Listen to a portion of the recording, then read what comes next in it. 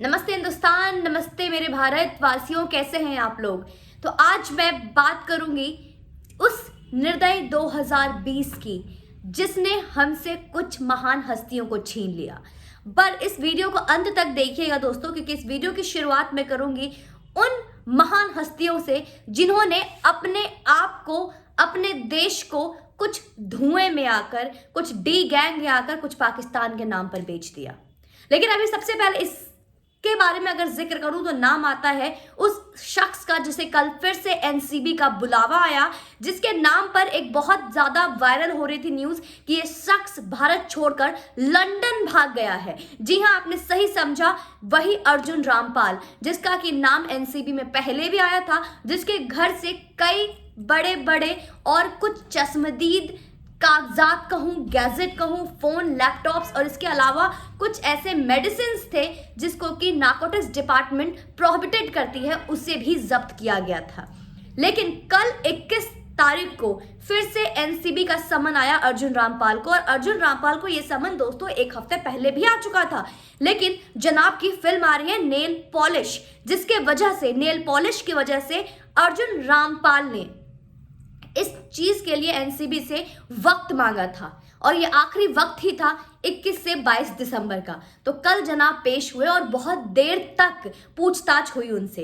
इससे पहले भी अगर आपको याद हो कि लगभग 7 घंटे की पूछताछ हुई थी, और इतना ही नहीं, इसके साथ साथ उनके गर्लफ्रेंड के ब्रदर का भी नाम आया था और उसकी गिरफ्तारी भी हुई थी, जो रंगे हाथ पकड़ा गया था।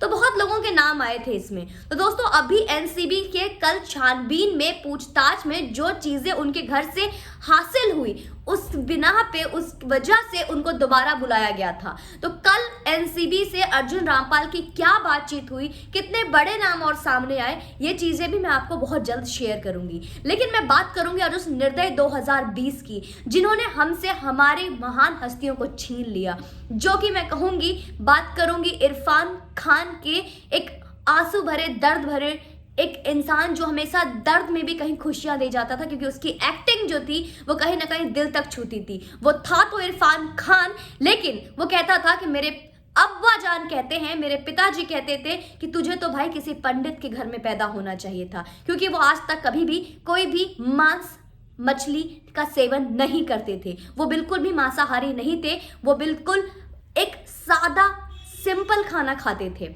इतना ही नहीं, अगर किसी तरीके की जानवर हत्या हो रही है, कोई हंटिंग हो रही है, इस चीज से भी उनको ऐतराज था। वो यही कहते थे कि किसी भी चीज को छीन कर लेना मोहब्बत नहीं है। उनका ये मानना था कि अगर मोहब्बत है तो घमंड नहीं, जाने दो, अगर मोहब्बत होगी तो वापस आएगी। इतना ही नहीं, वो कहते थे बिहड़ और जो गुंडे हैं वो यहाँ आसपास नहीं पाए जाते हैं, वो तो पार्लियामेंट में मिलते हैं। बहुत सारे सोच थे उनकी जो एक बेवाकपन थी, उनके अंदर जो एक, वो थे तो आउटसाइडर, लेकिन उनकी जो एक्टिंग थी, उन्होंने इस नेपोटिज्म के पूरे, एक कहूं तो एक बादशाह को, एक पूरे किंगडम को हिला के रख दिया था दोस्तों। लेकिन वो हॉस्पिटल चले गए क्योंकि उनको कैंसर था।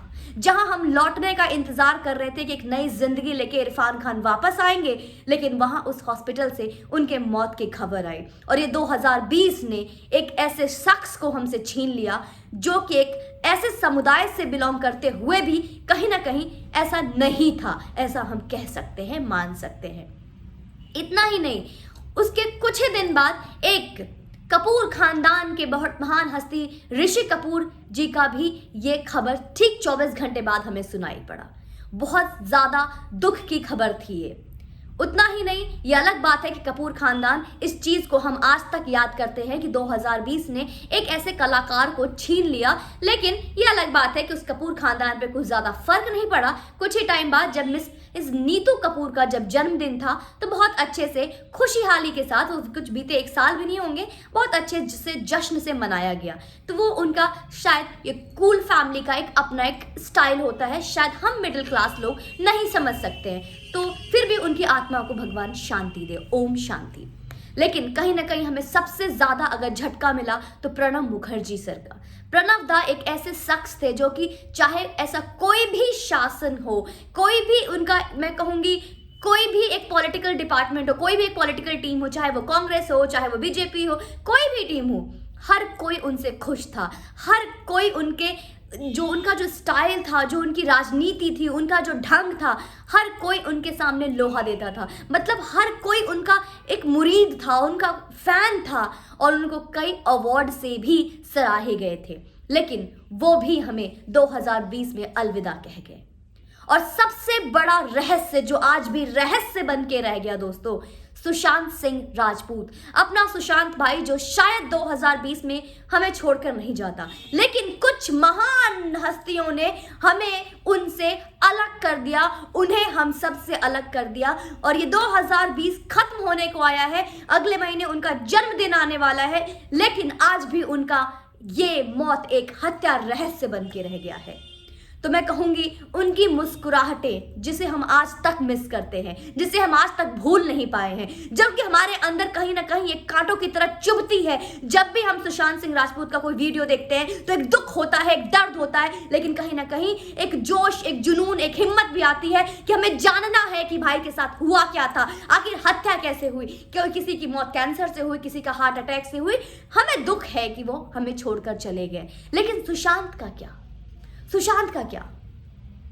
वो हमारे बीच नहीं रहे और हमें पता भी नहीं क्यों, क्या हुआ उनके साथ। ये 2020 भी हमें अलविदा कहने को आया है, ये 2020 भी अब जाने को है, लेकिन भाई को इंसाफ अभी तक नहीं मिला। क्या हुआ था ये एक रहस्य बन के अभी तक दबा हुआ है। सीबीआई ये कर रही है, सीबीआई वो कर रही है और हम इंतजार कर रहे हैं, क्योंकि हमारे पास इसके अलावा कोई चारा नहीं है, कोई ऑप्शन नहीं है। दोस्तों, अभी बीते रविवार को सीबीआई के हेडक्वार्टर के बाहर भी वीएसएसआरियंस ने प्रोटेस्ट किया और वहां पे भी पुलिस ने हमें इसका जवाब दिया नहीं करने के लिए। इतना ही नहीं, जब पूरे 6 महीने कंप्लीट हुए 14 दिसंबर को, तो मैं पहुंची दिल्ली में कनॉट प्लेस में। जो सीपी है, जो दिल्ली का एक सेंटर माना जाता है, वहां पे बहुत सारे लोग भी थे। और वहां पे जब हम पहुंचे सिर्फ और सिर्फ एक कैंडल जलाने के लिए, यकीन मानिए वहां पे भी हमें कोविड का पाठ पढ़ाया गया। यह अलग बात है, बॉलीवुड की बड़ी बड़ी हस्तियां आज भी 3 बजे सुबह तक पब में पार्टी कर रही है इस कोविड में, और मुंबई पुलिस ने दिखावे के लिए जाकर उसे पकड़ लिया और कहते हैं सुजैन खान जो ऋतिक रोशन की एक्स वाइफ है, ये अलग बात है, वो बांद्रा पुलिस स्टेशन की इंटीरियर डिजाइनर बनने वाली है और बन चुकी है आई बिलीव। इसके अलावा जो सिंगर है, हमारे सिंगर आते हैं और बादशाह का नाम सुनने में आया कि बादशाह वहाँ से फरार हो गए, और इसके अलावा आपके सुजैन खान हो गए और जो हमारे सुरेश रैना जो क्रिकेटर हैं, वो सारे को पुलिस ने पकड़ा। लेकिन आप जब देखोगे मुंबई पुलिस ने इतनी बड़ी काम की है, इतना बड़ा काम किया है, वहीं पे जब मुंबई पुलिस का इंटरव्यू लेते हुए जब पूछा गया कि उस 32 लोगों के अलावा जो समेत 15 लोग और भी पकड़े गए हैं सर, उसमें कोई सेलिब्रिटी भी है क्या? Then he's saying, the Mumbai police is saying, you won't believe this statement, understand what he said। मतलब मेरे तो कान मतलब खुले के खुले रह गए, ऐसा भी मुंबई पुलिस सोचती है क्या? He said, what's the meaning of celebrity? I don't consider celebrity। Celebrity क्या होता है? Who's celebrity? मतलब Mumbai police don't understand the meaning of celebrity? Really? Seriously? Celebrity एक कॉमनर्स, एक कॉमन मैन, एक आउटसाइडर का क्या मतलब होता है, वो आप हमें बताएंगे कि आपको समझ में नहीं आता है और आप उसे कंसीडर नहीं करते, आपके लिए मैटर नहीं करता है। और उन्होंने मीडिया के सामने नाम तक नहीं लिया कि वहां पे गुरु रंधावा था, वहां पे सुजैन खान थी, वहां पे सुरेश रैना थे।